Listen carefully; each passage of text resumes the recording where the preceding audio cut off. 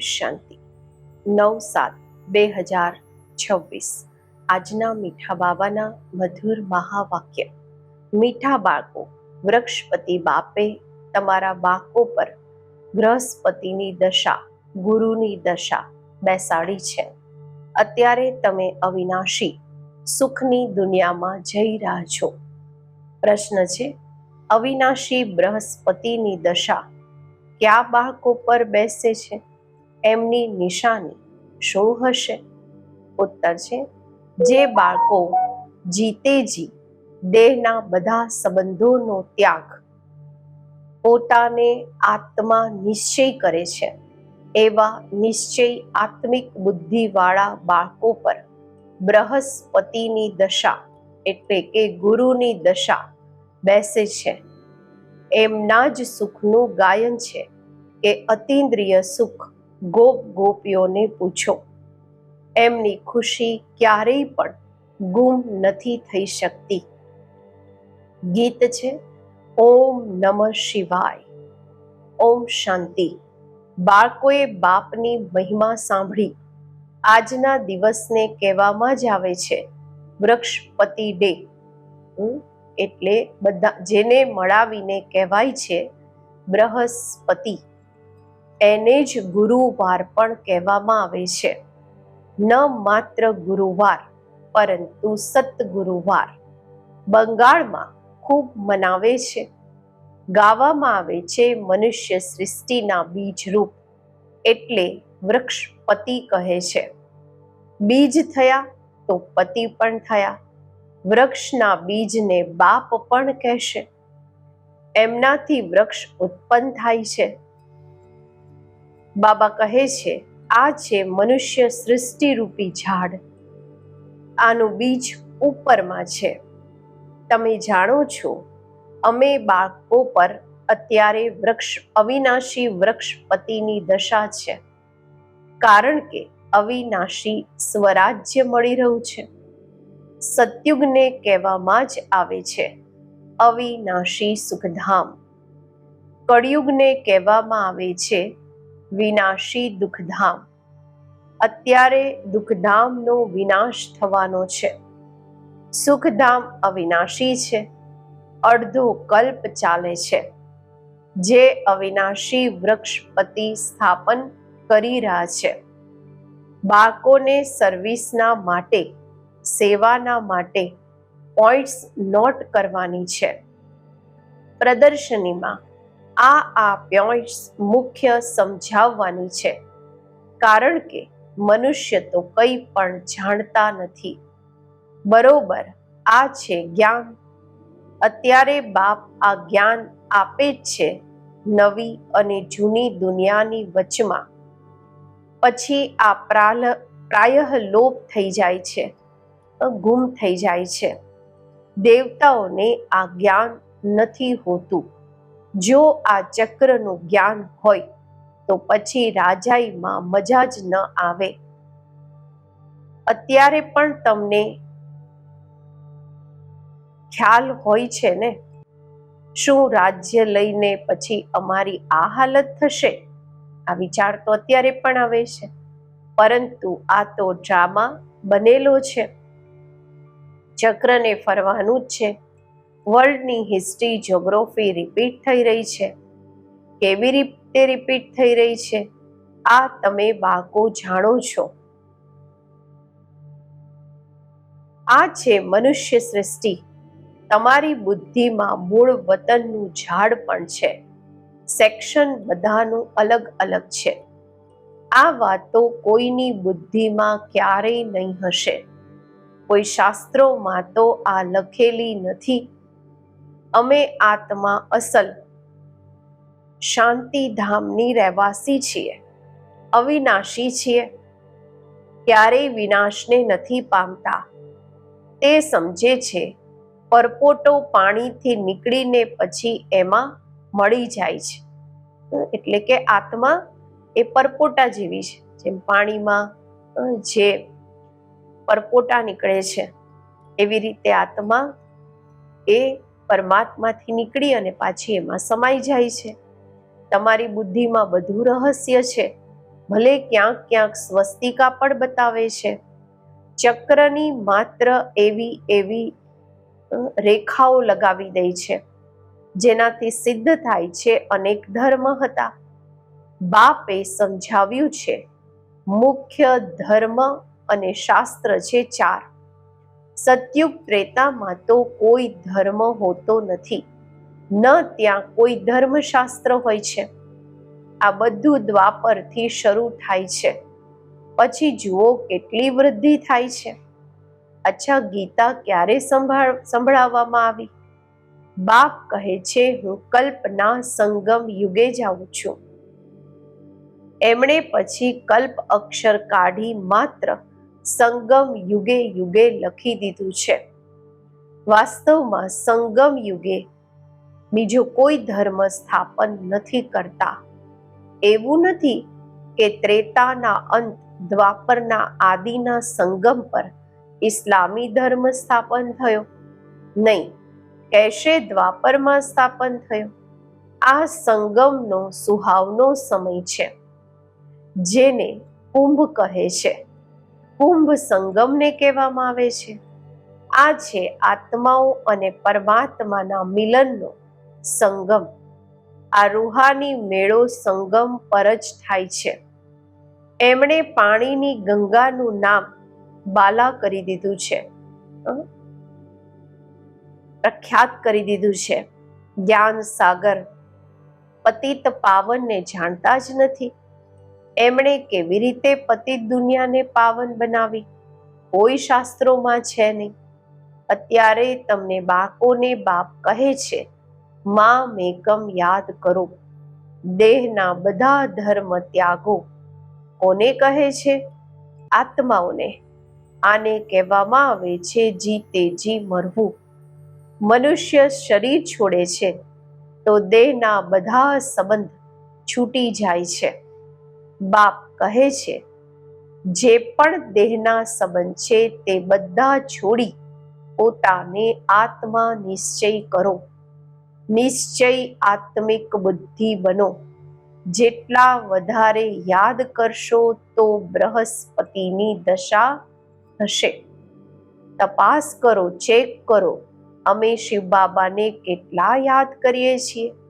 યાદથી જ કાટ નીકળતી જશે અને તમને ખુશી થશે. તમે મહેસૂસ કરી શકો છો કે અમે આત્મા કેટલા બાપને યાદ કરીએ છીએ. જો યાદ ઓછી કરશો તો કાટ પણ ઓછી નીકળશે, ખુશી પણ ઓછી રહેશે, પદ પણ ઓછું પામશો. આત્મા જ સતો રજો તમો બને છે. આ સમયનું જ ગાયન છે. ગોપીઓના અતિન્દ્રિય સુખનું. બીજું કંઈ પણ યાદ નથી આવતું સિવાય બાપના. ત્યારે જ ખુશીનો પારો ચડશે. અમારી ઉપર બૃહસ્પતિની દશા અથવા સતગુરુની દશા છે. પછી ક્યારેક ખુશી ગુમ થઈ જાય છે તો કહે છે બૃહસ્પતિની દશા બદલાઈને રાહુની બેઠી છે. કોઈ ખૂબ સાહુકાર હોય છે, કોઈ સટ્ટો લગાવ્યો, આ દેવાળું કાઢ્યું. ભારતમાં જ્યારે ગ્રહણ લાગે છે તો કહે છે દે દાન તો છૂટે ગ્રહણ. તમારું દેવી દેવતા ધર્મ પણ 16 કળા સંપૂર્ણ હતો, એને ગ્રહણ લાગેલો છે. રાહુની દશા બેઠી છે એટલે દેવતાઓની આગળ જઈને ગાય છે તમે સર્વગુણ સંપન્ન, અમે પાપી કપટી છીએ. અત્યારે તમે સમજો છો રાહુનું ગ્રહણ લાગવાથી બધા કાળા બની ગયા છે. ચંદ્રની પાછળમાં, ચંદ્રની પણ અંતમાં જઈને એક રેખા રહે છે, એક નાનકડી એવી લકીર રહે છે. બાપ પણ સમજાવે છે તમે દેવી દેવતાઓ, તમારા દેવી દેવતાઓના ચિત્ર પણ છે.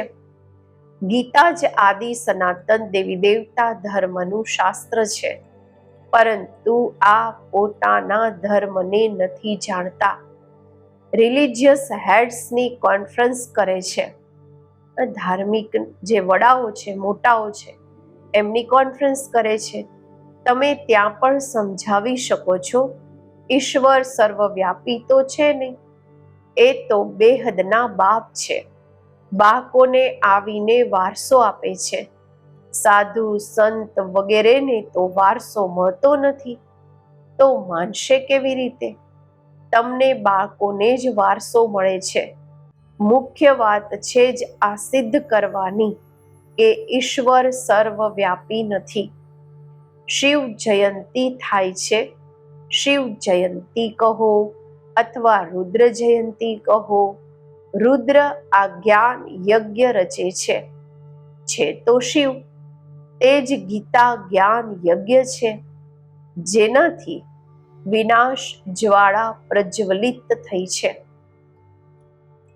પ્રેક્ટિકલમાં તમે જુઓ છો કેવી રીતે નિરાકાર બાબાએ રુદ્ર જ્ઞાન યજ્ઞ રચ્યો છે. સાકાર તો કંઈ કરી ન શકે. આ બેહદનો યજ્ઞ છે.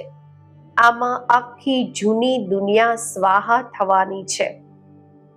બાબા કહે છે, બાકી તો તે બધા છે જિસ્માની યજ્ઞ. દિવસ રાત, કેટલો રાત દિવસનો ફરક છે. બાપ કહે છે આ રુદ્ર જ્ઞાન યજ્ઞ છે, વિનાશ પણ થવાનો છે. તમે જ્યારે પાસ થઈ જશો, પૂરા યોગી અને જ્ઞાની બની જશો, તો પછી તમારા માટે નવી દુનિયા, સ્વર્ગ જોઈએ. નર્કનો જરૂર વિનાશ જોઈએ. રાજસ્વ અશ્વમેઘ અક્ષર પણ ઠીક છે, ઘોડાને સ્વાહા કરે છે. વાસ્તવમાં છે તમારો આ રથ. એક દક્ષ પ્રજાપતિનો પણ યજ્ઞ રચે છે. એમની પણ કહાની છે. અત્યારે તમને બાળકોને કેટલી ખુશી થવી જોઈએ. અમને વૃક્ષપતિ બાપ ભણાવી રહ્યા છે. અમારા ઉપર અત્યારે બૃહસ્પતિની દશા છે. અમારી અવસ્થા ખૂબ સારી છે. પછી ચાલતા ચાલતા લખે છે, બાબા અમે તો મૂંઝાઈ ગયા છીએ. પહેલા અમે ખૂબ ખુશીમાં હતા, અત્યારે ખબર નહીં શું થયું છે. અહીંયા આવીને બાપના બનવું મોટી યાત્રા છે. ત્યાં તીર્થ યાત્રા ઉપર જાય છે તો કેટલા પૈસા ખર્ચ કરે છે. હવે અહીંયા તો દાન કરવાની વાત નથી. આમાં કંઈ પણ પૈસા ખર્ચ નથી કરવાના. તે છે જિસ્માની યાત્રાઓ, તમારી છે રૂહાની યાત્રા. જિસ્માની યાત્રાથી ફાયદો કંઈ પણ નથી. ગીતમાં પણ છે ને, ચારો ઓર લગાએ ફેરે, છતાં પણ જન્મ જન્માંતર દૂર રહ્યા. અત્યારે તમે સમજો છો કેટલી અનેક યાત્રાઓ કરી હશે. ક્યાંય ને ક્યાંક મનુષ્ય જાય જરૂર છે. હરિદ્વારમાં ગંગાજી પર જરૂર જાય છે. પતિત પાવની ગંગા સમજે છે ને. અત્યારે વાસ્તવમાં તમે છો સાચી સાચી જ્ઞાન ગંગાઓ. તમારી પાસે પણ ઘણા આવીને જ્ઞાન સ્નાન કરે છે. બાબાએ સમજાવ્યું છે, સતગુરુ એક જ છે, સર્વના સદગતિ દાતા. સિવાય એક ગુરુના બીજા કોઈ ગુરુ નથી. બાબા કહે છે, બાપે સમજાવ્યું છે સતગુરુ એક જ છે. હું તમને કલ્પ કલ્પ સંગમ પર આવીને સદગતિ આપી પૂજારીથી પૂજ્ય બનાવું છું. પછી તમે પૂજારી બની દુઃખી બની જાઓ છો. આ પણ અત્યારે ખબર પડી છે. બરોબર અમારું અડધો કલ્પ રાજ્ય ચાલે છે. પછી દ્વાપરમાં અમે 100 દેવી દેવતા વામ માર્ગમાં ચાલી જઈશું. જ્યારે રાવણ રાજ્ય શરૂ થાય છે ત્યારથી જ વામ માર્ગ શરૂ થાય છે. એની પણ નિશાનીઓ છે.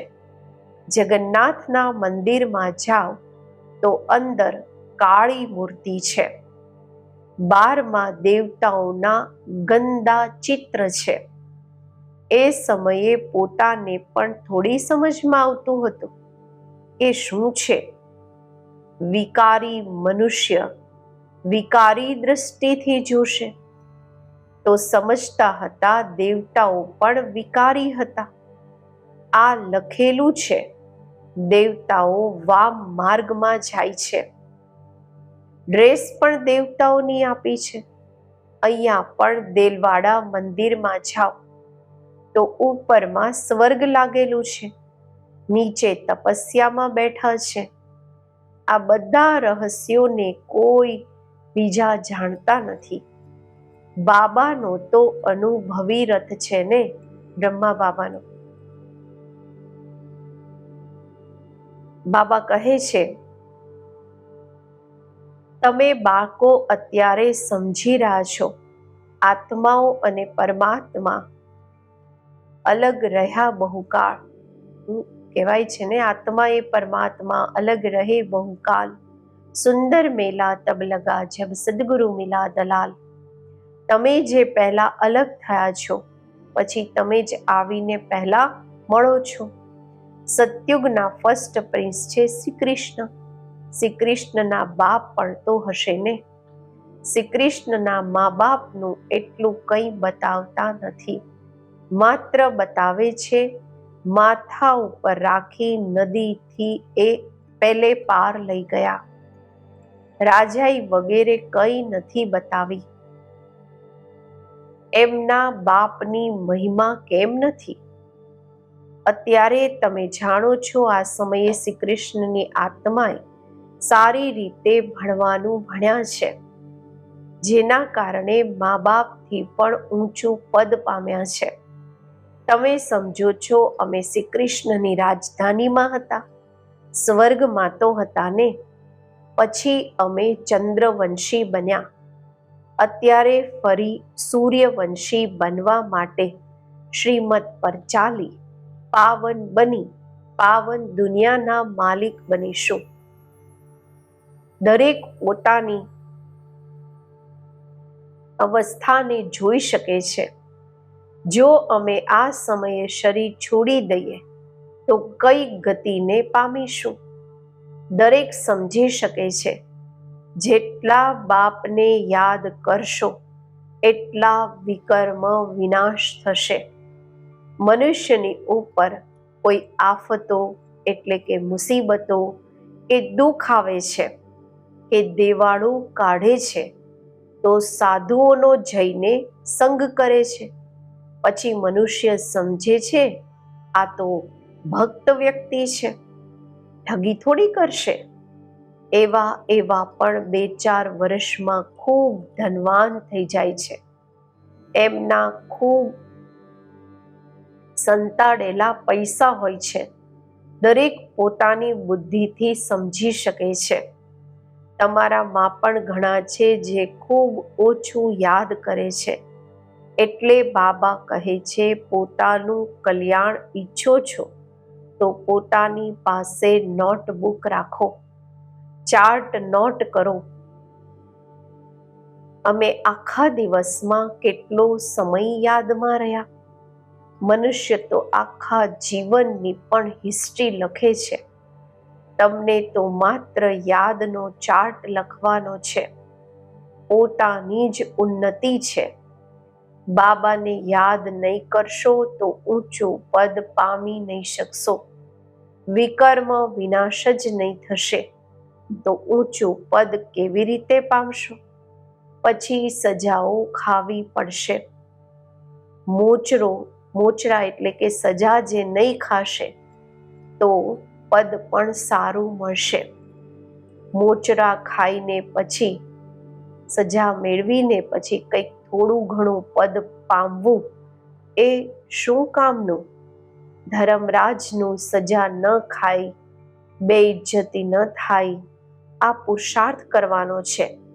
તમે જુઓ છો, શિવ બાબા બેઠા રહે છે, પછી ધર્મરાજ પણ છે. તમને બધા સાક્ષાત્કાર કરાવે છે. તમે આ કર્યું હતું, યાદ છે? હવે ખાઓ સજા. પછી એ સમયે સજાઓ એટલી જ ખાય છે જેટલી જન્મ જન્માંતર ખાય છે. પાછળમાં થોડું રોટી ટુકડો મળ્યો, એનાથી શું ફાયદો? મોચરા તો નહીં ખાવા જોઈએ, સજા તો નહીં ખાવી જોઈએ. પોતાની અવસ્થાની તપાસ કરવાની છે, ચેક કરવાની છે. જેમ પોતા મેલ કાઢે છે, ચાર્ટ કાઢે છે. કોઈ 6 માસનો 6 મહિનાનો ચાર્ટ લખે છે, કોઈ 12 મહિનાનો, કોઈ તો રોજનો પણ કાઢે છે. બાપ કહે છે તમે પણ વેપારી છો. કોઈ વિરલા વેપારી બેહદના બાપથી વેપાર કરે. ધન નહીં તો તન મન તો છે ને. એને શરાફ પણ કહે છે. મટ્ટો સટ્ટો કરે છે ને. તમે તન મન ધન આપો છો. રિટર્નમાં 21 જન્મના માટે કેટલો વારસો મેળવો છો? બાબા, હું તમારો છું. એવી યુક્તિ બતાવો જે અમારી આત્મા અને શરીર આ લક્ષ્મી નારાયણ જેવા બની જાય. બાબા કહે છે, હું તમને કેટલા ગોરા બનાવું છું, એકદમ રૂપ જ બદલી દઉં છું. બીજા જન્મમાં તમને ફર્સ્ટ ક્લાસ શરીર મળશે. તમે વૈકુંઠમાં પણ જુઓ છો. તમે જાણો છો આ મમ્મા બાબા પછી લક્ષ્મી નારાયણ બનશે. લક્ષ્ય અને ઉદ્દેશ્ય પણ બતાવે છે. અત્યારે જેટલો પુરુષાર્થ કરે, જો પુરુષાર્થ પૂરો નહીં કરશે, ધમચક્કર મચાવશે, તો પોતાનું જ પદ ભ્રષ્ટ કરશે. અચ્છા, મીઠા મીઠા સિકિલધા બાકો પ્રત્યે માત પિતા બાપ દાદાના યાદ પ્યાર અને ગુડ મોર્નિંગ. રૂહાની બાપના રૂહાની બાકોને નમસ્તે. આપણે રૂહાની બાકોના રૂહાની બાપને નમસ્તે. ધારણા માટે મુખ્ય સાર. પહેલું છે, પોતાની અવસ્થાની ચેકિંગ પોતે જ કરવાની છે. પોતાના કલ્યાણના માટે ડેઈલી ડાયરી રાખવાની છે, જેમાં યાદના ચાર્ટને નોટ કરવાનો છે. બીજું, બેહદના બાપથી સાચો વેપાર કરવાનો છે. પોતાનું તન મન ધન બાપ હવાલે કરી 21 જન્મોના માટે રિટર્ન લેવાનું છે. નિશ્ચય બુદ્ધિ બની પોતાનું કલ્યાણ કરવાનું છે.